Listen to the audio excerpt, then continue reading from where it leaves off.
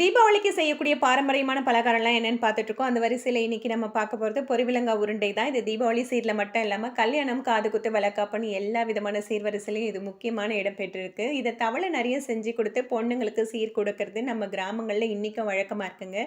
இந்த பொரிவிலங்கா உருண்டை எப்படி பண்றதுன்னு பார்க்கலாம். இதுக்கு 1/2 கிலோ வேர்க்கடலை, 300 கிராம் வெல்லம், 1/4 கப்பு புழுங்கல் அரிசி எடுத்துக்கணும். புழுங்கல் அரிசி எதுவா இருந்தாலும் பரவாயில்ல. இட்லி அரிசி, அப்படி இல்லைன்னா சாதம் வடிக்கிற அரிசி எது வேணாலும் எடுத்துக்கலாம். வேர்க்கடலையே பொன்னிறமா வறுத்து, அதை தனியா எடுத்து வச்சு ஆற விட்டுக்கணும். அதே மாதிரி அரிசியும் நல்லா பொன்னிறமா வறுத்துக்கணும். இது கலர் மாறி, இந்த மாதிரி பொன்னிறமா வரும்போது இது எல்லாத்தையும் எடுத்து ஆற வச்சுட்டு, வேர்க்கடலையே மேலே இருக்கிற தோலெல்லாம் நீக்கி தனியா எடுத்து வச்சுக்கணும். நம்ம வறுத்து வச்சிருக்க அரிசியை மிக்ஸி ஜாரில் சேர்த்து நல்லா நைஸா அரைச்சு, அதை ஒரு தட்டில் மாற்றி வச்சுக்கலாம். வெல்லத்த அடிகனமான பாத்திரத்துல சேர்த்து 1/2 டம்ளர் தண்ணி விட்டு அதை உருக்கி வடிகட்டி எடுத்து மறுபடியும் அதே பாத்திரத்திலேயே சேர்த்து பாகுபதம் வர வரைக்கும் காய்ச்சி எடுத்துக்கலாம். 2 டம்ளர் வேர்க்கடலைக்கு 1/2 டம்ளர் வெல்லம் எடுத்தால் கரெக்டாக இருக்கும். இனிப்பும் கரெக்டாக இருக்கும்.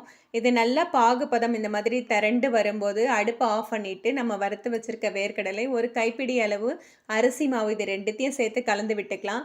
முதல்ல பார்க்கும்போது கொஞ்சம் தளர்வாக இருக்கிற மாதிரி இருக்கும். ஒரு 2 நிமிஷம் விட்டாலே போதும். கொஞ்சம் ஆறிட்டு வரும்போது அப்படியே நல்லா இறுகி கட்டி ஆகிடும். அந்த பக்குவத்தில் நம்ம அரிசி மாவு மேலே கொஞ்சம் கொஞ்சமாக எடுத்து வச்சு இதை சின்ன சின்ன உருண்டைகளாக பிடிச்சிக்கலாம். இது கொஞ்சம் தளர்வாக இருக்கும்போதே அடுப்பு ஆஃப் பண்ணிடணும். அப்படி இல்லைன்னா இறுகி போயிடும், பிடிக்கவே வராது, உதிரி உதிரியாக உதிர்ந்து போயிடும். ரொம்ப ஆறிடுச்சுனாலும் பிடிக்க வராது. சூடாக இருக்கும் போதே பிடிச்சிங்கன்னா தான் உருண்டை பிடிக்க வரும். அப்படி இல்லைன்னா உதிர்ந்து போயிடும். அப்படி நம்ம பிடிக்கும்போது ஆறிட்டு கடைசியாக இருந்துச்சுன்னா அதை மறுபடியும் அடுப்பு மேலே வச்சு கொஞ்சம் சூடு பண்ணிங்கன்னா தளர்வாக வரும். அந்த நேரத்தில் நம்ம எடுத்து உருண்டைகளாக பிடிச்சிக்கலாம். இதை நல்லா ஆற விட்டுட்டா கட்டியாயிடும். 1 மாதம் கூட ஸ்டோர் பண்ணி சாப்பிட்லாம். ஒரு சிலர் இதில் எள்ளு சேர்த்து செய்வாங்க.